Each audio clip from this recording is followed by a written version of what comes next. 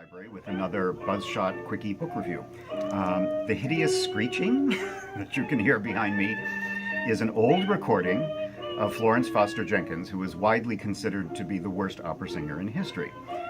She's the subject of a great short biography which just came out in time for a new movie that stars Meryl Streep and Hugh Grant.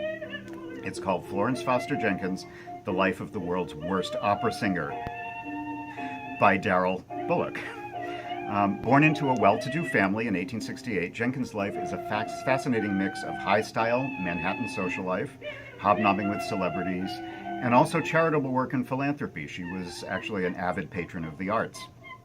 Believe it or not, she was actually quite gifted musically, which you can't tell from this recording. And at least in theory, she was very good, and she was an accomplished pianist. But it's her voice that brought her lasting fame, or perhaps infamy.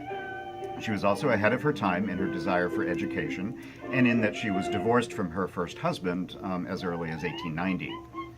But because of her money and her connections, she was able to indulge her desire for stardom and her love of singing by giving private recitals and renting out the New York Ritz for concerts, which drew big crowds who were stunned into submission by her tone-deaf car alarm voice.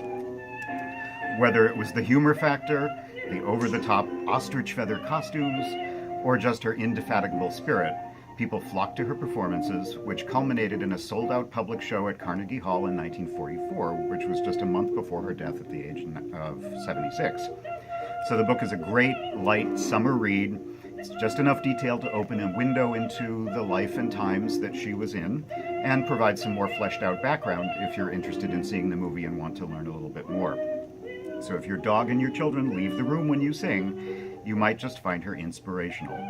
One of her best quotes is, "Some may say that I couldn't sing, but nobody can say that I didn't sing."